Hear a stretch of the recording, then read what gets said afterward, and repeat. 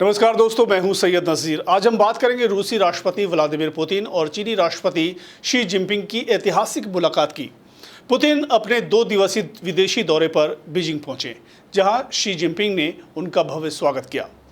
इस मुलाकात का मुख्य उद्देश्य एक नए युग की शुरुआत के लिए चीन रूस राजनीतिक साझेदारी को और गहरा करना था। दोनों नेताओं ने इस पर एक संयुक्त बयान पर हस्ताक्षर भी किए। द इकोनॉमिस्ट के मुताबिक पिछले 10 सालों में पुतिन और शी जिनपिंग 43 बार मिल चुके हैं।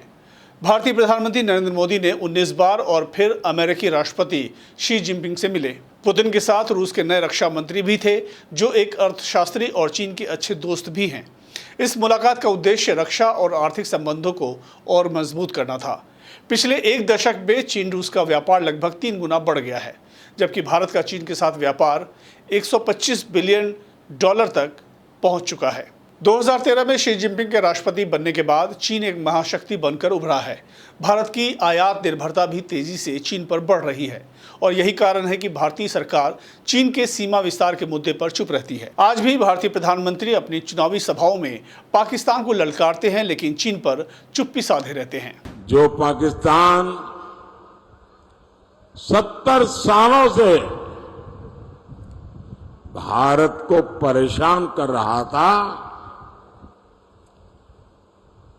जिसके हाथ में बम का गोला रहता था,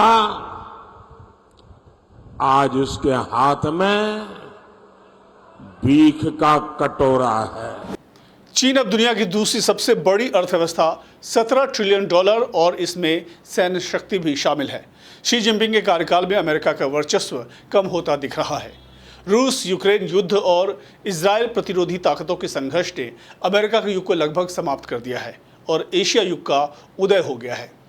सिंगापुर में लॉरेंस वोंग ने चौथे प्रधानमंत्री के रूप में शपथ ली और कहा कि दुनिया अब बहुध्रुवीय हो रही है और यह परिवर्तन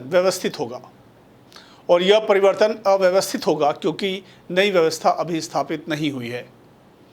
भारत में 4 महीने से चुनाव का महापर्व चल रहा है, लेकिन किसी भी भारतीय नेता ने सिंगापुर के प्रधानमंत्री वोंग की तरह किसी विश्व स्तरीय मीडिया को साक्षात्कार नहीं दिया है। भारतीय नेता अभी भी अपनी पुरानी सोच में उलझे हुए हैं। हिंदू मुस्लिम, पाकिस्तान ईरान, पिछड़ा ब्राह्मण।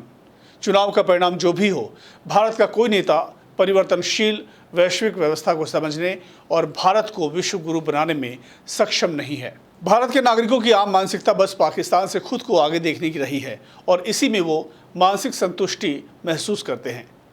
भारतीय पत्रकार और बुद्धिजीवी यही समझ रहे हैं कि चीन रूस मौजूदा सरकार का समर्थन कर रहे हैं और अमेरिका गठबंधन का। लेकिन सच्चाई यह है कि रूस, चीन, अमेरिका किसी को भी भारत के चुनाव में दिलचस्पी नहीं है, क्योंकि भारत में ऐसा कोई नेता नहीं है जो इन देशों के साथ खड़ा हो सके। तो दोस्तों, ये था हमारा विशेष पुतिन और शी जिनपिंग की मुलाकात पर। अगर आपको ये वीडियो पसंद आया तो लाइक और सब्सक्राइब ज़रूर करें। अपनी राय कमेंट में बताएं। धन्यवाद।